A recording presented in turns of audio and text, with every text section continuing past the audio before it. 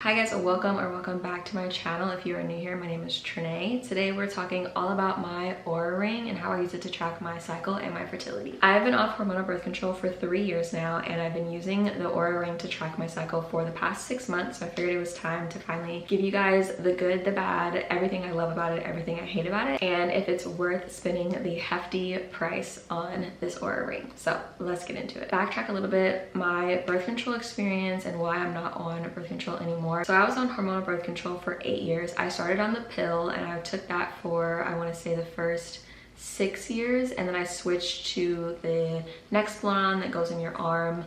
I had a terrible time with that. I was on my period for 6 months straight and I was the meanest person in the entire world. So I got off that, went back to the pill for the last 2 years, and then I got off completely. I had a pretty good experience with birth control for, I would say, majority of the time that I was on it, but I started to notice that I was getting like lumps in my boobs. It was really scary. It freaked me out. I didn't know what was going on. I was in a lot of pain with them, and so I went to see multiple doctors to see what they were. I've had multiple ultrasounds. Thankfully, they're benign fibroadenomas, so they are going to cause no harm to me or my body. They're just fatty cells that start to hurt around my period or ovulation. I also tried to get them removed, but no doctor would touch my boobs to remove them because they said that like I'm going to lose a lot of fat in my boobs. It's not necessary to put myself under surgery for this. So because no doctor would do surgery on me to remove them, I kind of just was like, okay, they're just gonna be something I have to deal with. The last doctor I spoke to did mention if I got off birth control, they could possibly go away or they'll stop hurting. So I figured that would be my best bet. Since no doctor would do surgery on me to remove them, I might as well just get off birth control and see if they'll go away on their own. So I decided to get off birth control and I got off in 2021. Unfortunately, the fibroadenomas never went away. They don't hurt 24/7 anymore. They just hurt around my period and ovulation now. And honestly, not as much as it used to. I can't remember the last time that they hurt really, really bad, but they definitely are still there, and it's something that does bother me, but it's just something that I have to live with. I do get checkups every 6 months just to make sure that they're still benign and they're not a problem. After I got off birth control, I still wanted something that I could track my cycle with so that, you know, I was still being safe even though I wasn't on hormonal birth control anymore. And that was around the time that I found Natural Cycles. If you've never heard of Natural Cycles before, it is a form of non-hormonal birth control that takes your basal body temperature to identify where you are in your cycle. And basically what you do is you will take your temperature in the morning if you use the traditional thermometer, and you will input it into the app. The app will then use its algorithm to let you know where you're at in your cycle, whether it's a green day or red day, what type of moods you're going to be feeling, what type of symptoms you may experience, and where you're at in your luteal, follicular, menstrual, and ovulation phase. Green days are basically like green means go, you're good to have sex without protection. Red days, red means like stop, you need to use protection. Whenever I tell people that I am on non-hormonal birth control, they do ask, okay, well, does it work? Do you trust it? Is it reliable? So I would say yes, it does work. I definitely believe in science, and you know, my body works the same way it does every single month. I put all of my information into the app and the algorithm learns my body. So I would say because it is tailored towards you, it is super accurate. However, I am on the more safer side with the green and the red days. I don't know how willing I am to fully follow the green days. I have to be kind of vague because I don't know what I can and can't say on here, but I'm not willing to fully use green days just because I don't want children, and there's always a risk in any type of birth control that you use. So I'm not quite there to fully trust green days all the way, but I do know of some people who have fully trusted green days and have not been pregnant. And the 3 years that I have been on it, I've never been pregnant, never got pregnant. So that's why I say the app does work and I do trust it, but I'm not ready just yet to fully commit to those green days. But I would say as long as you are using the app the way it's designed and you're putting in all of your temperatures and logging in all of your data, I would say it's pretty trustworthy. It just depends on your personal preference if you're willing to go all the way with it. Looking at the app, this is what it looks like when you first open it. You have your main home screen. It just shows you today's date. It gives you a green or a red day. Today's a red day for me. It gives you your temperature. Right now the algorithm is predicting my ovulation is going to come up soon. It tells me that I'm in the follicular phase, some moods or symptoms that I previously logged before that I may experience today. And then moving over to the calendar, you just have another bigger overview of of just the entire month and what your month will look like. So you have little icons like PMS, you have these little droplet icons that show when your period was or will start, you have your green days, your red days, and then the app also tells you what days to take LH test. And an LH test is the luteinizing hormone test. The LH test just looks for a surge in your hormone, which is going to let you know when you're going to ovulate, whether that's in the next 24 to 48 hours. So taking LH tests are super helpful for the app. I didn't do it in the beginning of using Natural Cycle, so it's not required, but I do use it now, and I'm very good at taking an LH test whenever it tells me, and it just helps the algorithm learn your body more and more. And then it also has like a little icon for your ovulation prediction day, and that can change based on what you input and what you take out of the app. This little plus sign here is just for today's, and this is what you're going to come into every single morning in the morning to sync your Oura Ring with your Natural Cycles app. It gives you your temperature for the day. You can log if you're sick or hungover, if you have started your period, you're spotting. I don't know if I can say this word on YouTube without getting demonetized, but you can add in a lot of things from that day. If you take an LH test, you can add if it's positive or negative. A really cool thing is you can just take a picture of your little LH strip test thing and it'll automatically go into the app. That way you don't have to guess whether it's positive or negative. The app will do it for you. Then add just a bunch of other things, pain, symptoms, how your skin is looking, how you're feeling. In the beginning when I first used this app, I didn't really pay attention too much to the emotions and the symptoms that I was experiencing. Like I wasn't worried about putting that in the app, but ever since this past year, I've been really focusing on making sure I'm logging all my symptoms and my signs and my emotions. And I truly feel like it's helped the app learn me even more than it has in the past 3 years. So if you're using Natural Cycles, I recommend using every single data that they have available and putting it into the app. That way this app can learn you perfectly. And then you have your messages, which just gives you little messages, notices. It gives you like a little cycle report after each cycle and tells you how it went. You can compare your cycles. It gives you little encouraging messages. And then this last section is the learn section. I don't necessarily use it too much, but in the event that I did have a question about something, I have this little section right here and I can get my questions answered. You can take little quizzes as well if you just need extra knowledge on something. Any icons that you may see in the app, you can get the definitions for them, which is also really cool. And then they have a research library and a blog and a bunch of other articles that you can read as well. One last thing about the app, they do have a graph section, which is really cool. I like to come in here and just look at the graph and just make sure the lines are, you know, looking the same for every cycle, no inconsistencies. It has so many different resources in it, so many helpful tools. I love that there's blogs and articles. I can put in so much information to learn about my cycle. I would say that the app is very, very accurate. Obviously, when you first start using the app, it's not going to know your body very well, so it's going to take some time to learn you. But I would say after like maybe the second or third cycle with Natural Cycles, it predicted when my period was going to start. It predicted my ovulation to a T. It predicted my emotions to a T. Like, it learns pretty quickly as long as you are using it the way that you should by inputting all of your information in there. I love that every time I'm in a new phase of my cycle, I get little notices or little notes about what I might feel this day. Like a heads up, when I'm in my luteal phase, I'm very emotional. I may have a couple bad days. I may have days where I'm super self-critical. And then it's just nice to have that little pop-up in the app saying like, hey, this is a new phase in your cycle. Here's a heads up of how you might be feeling. I love that I get information based on my body and my body only. It's not just like a statistic of what people may be feeling around this time. Everything is tailored towards me. It makes it very personal and it makes the app more trustworthy because it's not just giving me like a blank statistic. I have learned so much about my body in the past 3 years than I have ever known. I was not taught any of this growing up. The only cons that I have for Natural Cycles is having to take your temperature every single morning.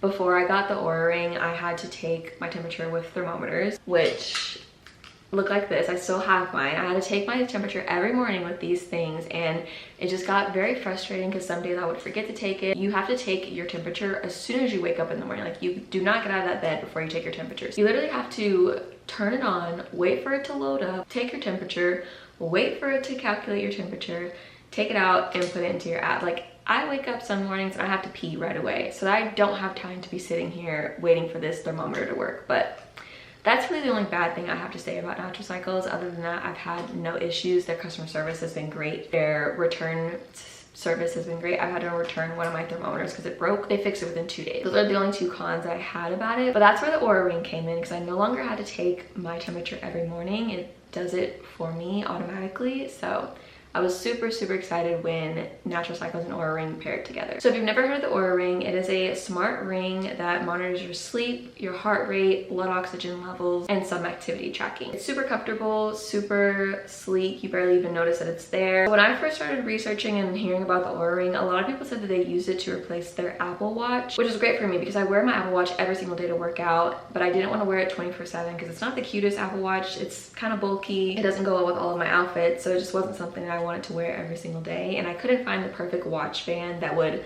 go with my style. So when I saw this Oura Ring, I was like, this is perfect. I wear gold jewelry. I can wear it as just an everyday ring, and it's perfect. However, after 6 months of having this ring, I completely disagree with this being a fitness tracker or workout tracker. I would not use this to track my workouts, and this definitely does not replace my Apple Watch. I still wear my Apple Watch every single day for my workouts. What I found is that the Oura Ring doesn't track workouts accurately. There's a ton of gaps in between your heart rate, the amount of time that I worked out for the day, and just a lot of inconsistencies compared to the Apple Watch. I would say that this is more of a wellness and recovery tracker rather than fitness tracker. It does do pretty well with some like light activity tracking. Like it picks up very well when I'm doing housework around the house, or if I'm walking, you can connect it with your health app or your maps app on your phone, and it'll track your route that you went, and as long as you're swinging your arm, it'll accurately track your steps and how long you walked and your heart rate. I talk with my hands a lot, so I'm constantly getting told that I'm doing some type of housework or workout. So that was the first thing that I noticed after having this ring for just a few weeks, honestly, that I was not gonna be able to replace my Apple Watch with this ring.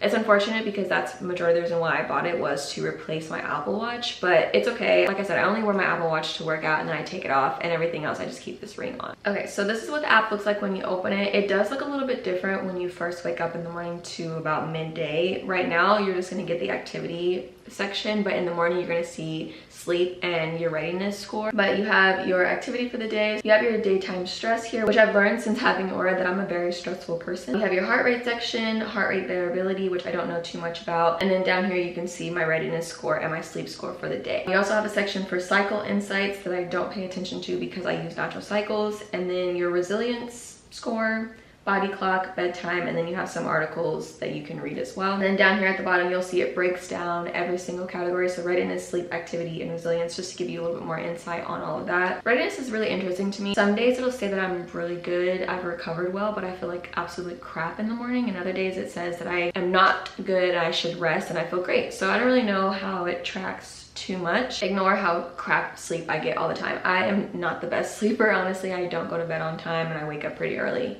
in the morning. But basically it just tells you how long you were asleep, how long you were in bed, your sleep efficiency, you get your sleep score, and then you get sleep contributors down here, your total sleep efficiency, REM sleep, deep sleep, all of that. The white section is the times that I was awake. Light blue is REM sleep. A little bit darker blue is light sleep. Dark blue is the deep sleep. It also gives you your oxygen levels and your heart rate information. Activity section, we already talked about. And then resilience, like I said, I don't know too much about what this is. This is kind of new for me, so I have to do some more research on what this means. And then you also can just see like trends, different reports, rest mode if you're sick. I've used that once since I've had this, and it doesn't really change the app. It just doesn't track too hard. It just encourages you to rest some more, get some more sleep, and things like that. I definitely have a pattern of being inactive because, like I said, I work from home, so I sit at my desk for about 8 hours a day without moving, which is something that I do need to get better at. It's really cool to see like different types of trends, and it's kind of motivating to get you to move around some more. And you have your calendar overview, which just goes into the full overview of the entire calendar. It'll show you the days that you're on your period. The little crown icons are for when you had optimal sleep or an optimal readiness score, so that's kind of encouraging to see. But other than that, the app is pretty basic. There's really nothing to it. And honestly, I don't use all of the features in the Oura app. So some things that I do love is the fact that it is paired with Natural Cycles. I don't have to wake up every day,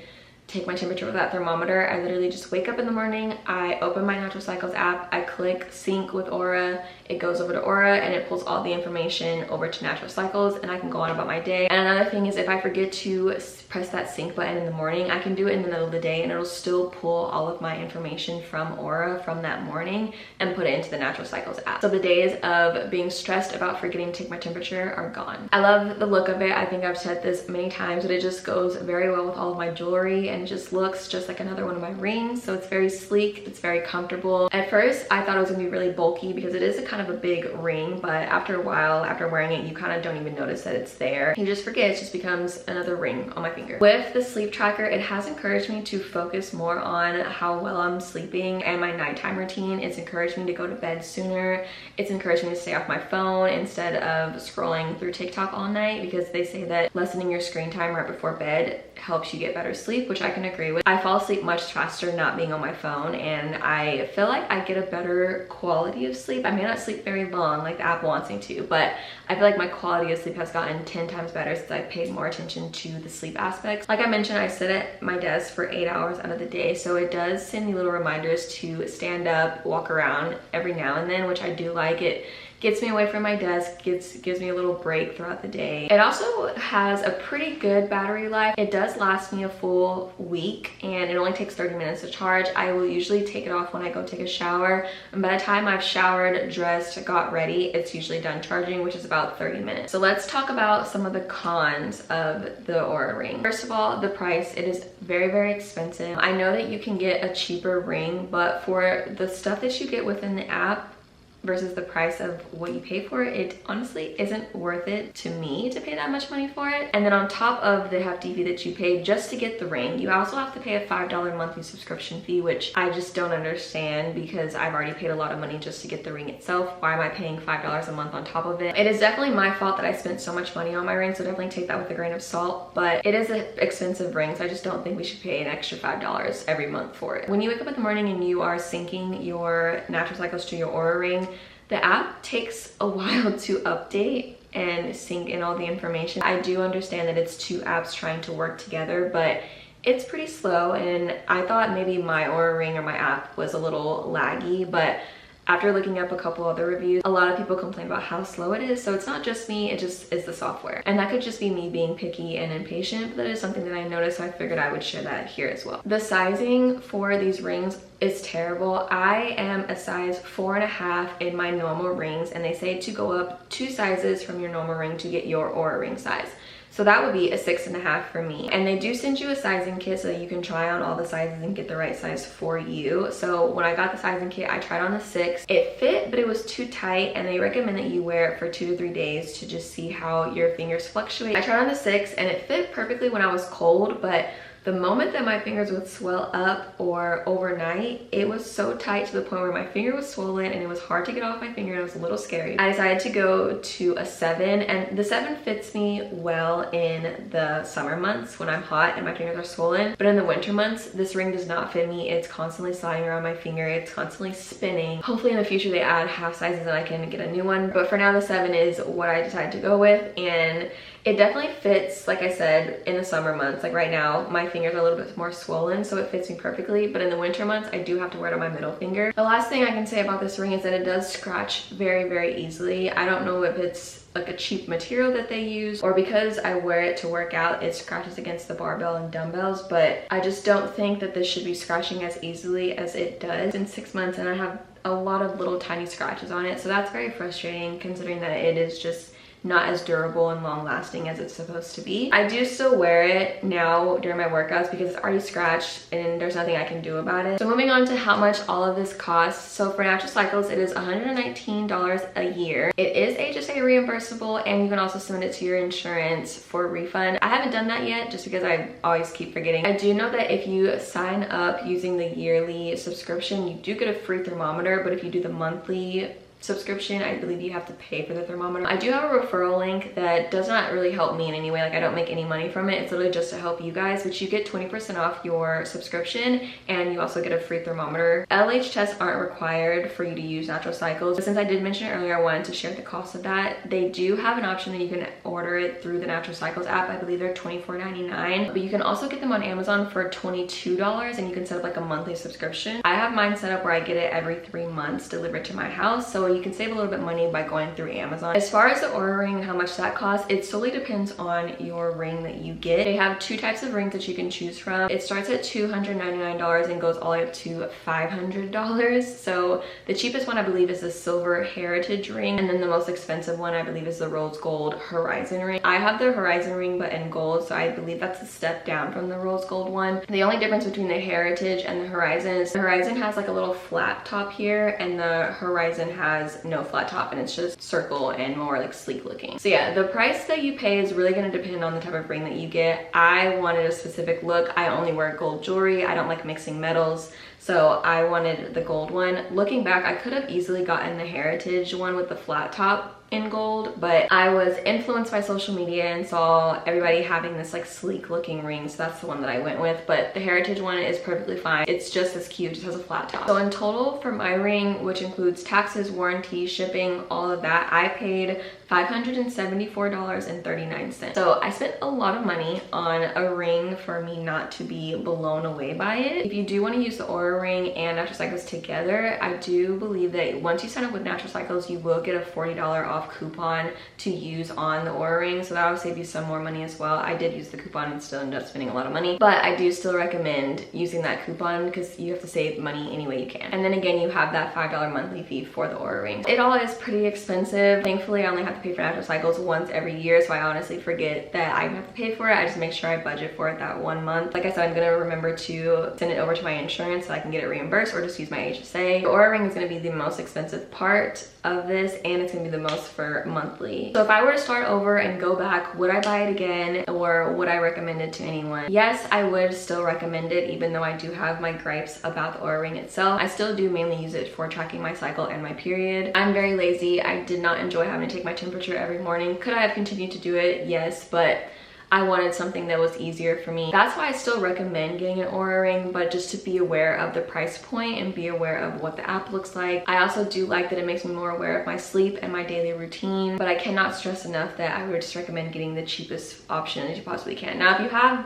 the money to pay for it, then go ahead by all means, like get the most expensive one. But I wish somebody would have told me that don't splurge on it, because you might be disappointed with everything that you get in the app, especially if you can't use it to replace your Apple Watch and if you're just using it for Natural Cycles. Also, if you have the newer Apple Watch, I believe it's a Series 8 or 9, you can use Natural Cycles with an Apple Watch. I don't know anything about it just because I have a Series 3, so I'm not able to use it. If you are someone who likes wearing an Apple Watch, that might be a good option for you. So overall, yes, I do recommend it. Yes, I would buy it again. I would just do it a little bit differently. I did mention that I was filming this video on my Instagram, so I had you guys ask me a couple questions if you had any, and I did get a few. For the most part, I answered a lot of the questions already in my video, so I'm going to answer a couple of them that I haven't answered yet. So someone asked me, do I feel like it's more accurate than the Apple Watch? I would say as far as sleep tracking, yes. I've used the Apple Watch maybe once or twice to track my sleep, and it just didn't have as much insights as the Oura ring does. And this was around when the Apple Watch Series 2 was out, so I know they've had many upgrades now. But as far as the sleep tracking, I would say that the Oura ring is way more accurate. For working out though, like I mentioned, I don't think it's accurate. I would not use the Oura ring or recommend the Oura ring to track my workouts at all. It's just gonna be super inaccurate, and you're just gonna find yourself wearing your Apple Watch every day like I do. Next one is, does it tell you when you're ovulating? I wouldn't say that it tells me when I'm ovulating. I don't think I've ever seen in the app where it says like, today's your ovulation day. It does tell me like what phase of my cycle I'm in, and it does show me the rises and dips in my temperature. And you can see here on the graph, like it just gives you luteal phase, menstrual, and your follicular phase. It doesn't mention anywhere that I ovulated or anything like that. So I definitely wouldn't use Oura to track ovulation, because you're not gonna get that. It's just gonna tell you the dips and rises in your temperature. And this kind of goes along with the next question that I got, is do you think your temperature reading is accurate? With the Oura app, it doesn't tell you your exact temperature. It just says if you went up or down in degrees. And so you kind of have to keep track of it yourself and kind of learn how your body temperature rises and dips around the ovulation time. We can take a look and see the different temperatures that I've added into it compared to what the Oura app says. So today it says I was 97.18, and yesterday I was 97.54. That's almost like a 40 degree difference. And then in the Oura app, it says I went down 0.3 degrees Fahrenheit. I feel like it's accurate, but you wouldn't know that it's accurate because you don't have that number to base it off of. But if you're just solely looking at the dips and the rises, then you can just use that data. But if I'm being honest, I never look at the cycle report in the Oura Ring app. The only time I ever look at it is when I'm logging in that I started my period in the app. At the end of the day, I am very happy with my purchase, and I do love that I get to use it with natural cycles. But I do wish that I had someone to give me a little bit of a heads up that this was not a workout tracker and I did not need to spend the amount of money that I need to spend on this ring. But I do still love it so much, and I'm very thankful that I don't have to take my temperature every single morning anymore. Let me know if you guys have any more questions. Thank you guys so much for watching, and I'll see you guys in my next video. Now I'm thinking buy the car, the June blues, yeah.